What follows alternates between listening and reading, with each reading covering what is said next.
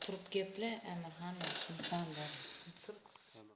Daşoğuz vilayetiniň Şabat etrawynyň Şöhrat geňeşliginiň ýaşaýjysy bolan 2009-njy ýylda dowulan 9-njy synpda okuyan Rozmetov Amirhan owanyň 11-nji synp oglanlary tarapyndan köpçülikle ýynurylyp kellesinden şiket alyp agyr hastalyga sedabar bolupdyr. Rozmetov Amirhan 2024-nji ýylyň fevral aýynda öz ýoldaşlary bilen bilelikde Şabat geňeşliginde ýerleşen bir dukana ýoldaşy bilen baranda şol ýerde uly ýaşly oglanlar tarapyndan köpçülikle ýynurylyp kellesinden uly şiket alandygyny Amirhanyň ýakynlary bize habar berdi. Yine azı bize şu Daşoğuz vilayetine köp ogurlu hastahanasındamız, şu yerdemiz. Bize ýetirilen habarlarda aýdylyşyna görä Amirhan köpçülük tarapyndan urulan wagtlary ejesi Rozmetowa salamat saglyk ýagdaýynyň yaramazlygy sebäpli hastahana düşüp 2 ýedek operasiýa geçiripdir. Amirhan bolsa özüniň uly ýaşly oglanlar tarapyndan köpçülikle urulandygyny ejesinden gizläpdir. Oglunyň urulandygyndan habarsyz ene öz derdi bilen başaga ýolup ýörkä. Oglu Amirhan dowamly kelle agyrysynyň we baş aýlanmasynyň bardygyny şikaýet edýär. Ejesiniň hem oglu Amirhanyň saglyk ýagdaýyny hastahanaya ekidip barlatmagy yeterli maddi durumu bolmandygy sebäpli onu hastahanaya ekidip bejerdip bilmeýär.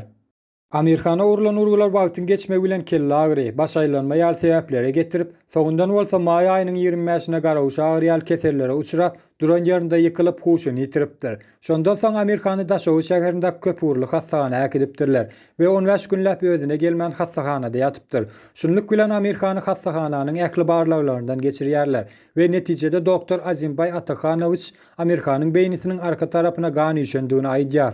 Aşgata ekitmeleken, barlatmaleken miyesine kan urgan dedi. Başka bakıcısı yok, ekesi yok, yetim bala.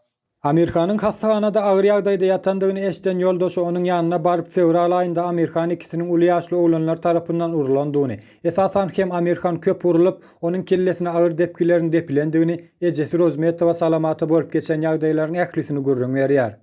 Bu habar eşiten ejesi Rozmetowa salamat öz perdendini köpçülük bolup uran oglanlar Niýazow etrawynyň prokuraturasyna arşy şikaýet edýär. Şeýlelikde Rozmetow Amirhany köpçülükle uran ýaş ýetginjekleriň üstlerinden iş gozgalyp olar derňelip başlanýar.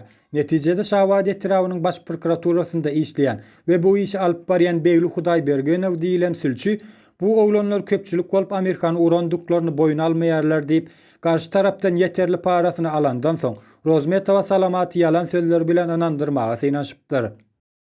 Şeýlelikde sülçüniň bu sözler bilen ylalaşmadyk salamat perdende Amirhany köpçülük bolup uran oglanlara gerekli çäre görülmegini isleýändigini aýdyp, bu uran oglanlaryň atlaryny bize ýetirdiler. Olar 2006-njy ýylda dowulan Täjimuradow Hajybay, 2007-nji ýylda dowulan Bazarow Elbek, 2007-nji ýylda dowulan Kemran. Bu oglanlar Daşoğuz vilayetiniň Şabat etrawynyň Asudalyk geňeşligindäki 8-nji orta mekdebiniň okuwçylarydygyny habar berdiler.